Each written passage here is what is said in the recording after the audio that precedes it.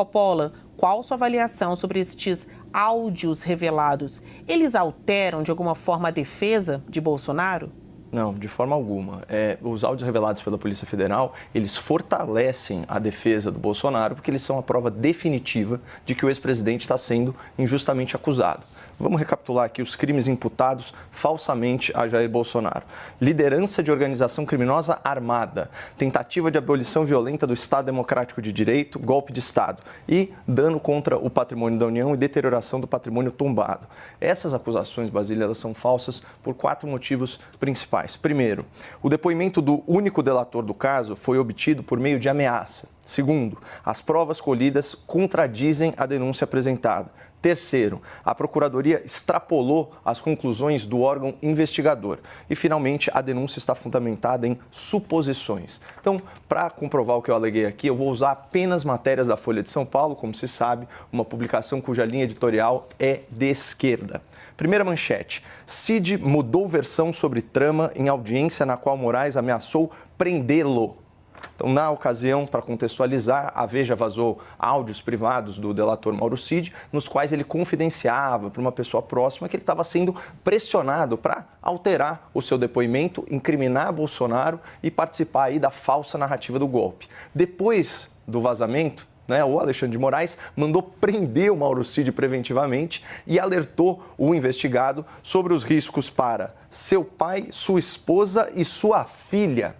O Cid só foi solto depois de oferecer uma nova versão do seu depoimento, uma prática que o STF condena, que foi caracterizada aí pelo ministro Gilmar Mendes, a gente já falou disso, como tortura e coisa de pervertidos, e pelo ministro Dias Toffoli como o pau de arara do século XXI. Ou seja, a principal fonte de prova do processo é nula, porque ela foi obtida por meio de ameaça ou de tortura, para ficar nas expressões dos próprios ministros. Outras manchetes aqui da Folha. PGR, Procuradoria, omitiu falas de Mauro Cid que contrastam, que contradizem denúncia contra Bolsonaro. Outra, PGR turbina a acusação contra Bolsonaro com conclusões que nem mesmo a Polícia Federal bancou. O que isso significa, pessoal? Que o procurador, escolhido a dedo por Lula, ignorou todas as provas que desmentem a teoria do golpe. Mas ele foi além. Com base em meras suposições, em meras interpretações criativas, ele acusou Bolsonaro por coisas que sequer constam do relatório da Polícia Federal. E aqui mais uma manchete da Folha nesse sentido. Bolsonaro aceitou matar Lula, diz Procuradoria, sem comprovar.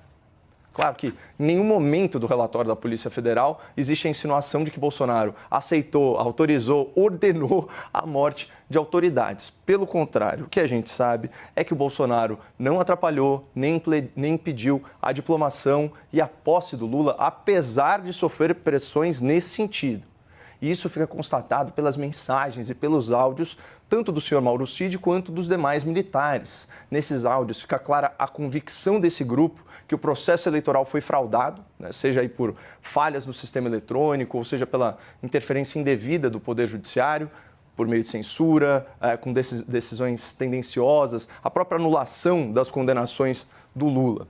Então, esses militares, eles pressionaram o ex-presidente para viabilizar novas eleições por meio de decretos previstos na Constituição, que envolviam, inclusive, pessoal, autorização do Congresso Nacional. E aí, depois de consultas jurídicas às Forças Armadas, em dezembro, o presidente se convence de que esse não é o caminho a seguir e ele facilita a transição pacífica para o novo governo, inclusive trocando o comando militar a pedido do novo governo. Dessa vez eu vou sair da Folha, eu vou para o Globo. Dezembro de 2022, Bolsonaro nomeia novos comandantes da Aeronáutica e Marinha escolhidos por Lula.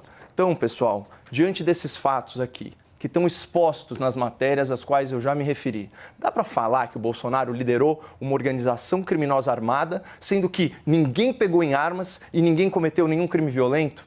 Daria para falar que o Bolsonaro depredou patrimônio público, sendo que ele estava nos Estados Unidos hospitalizado e repudiou os atos de 8 de janeiro publicamente?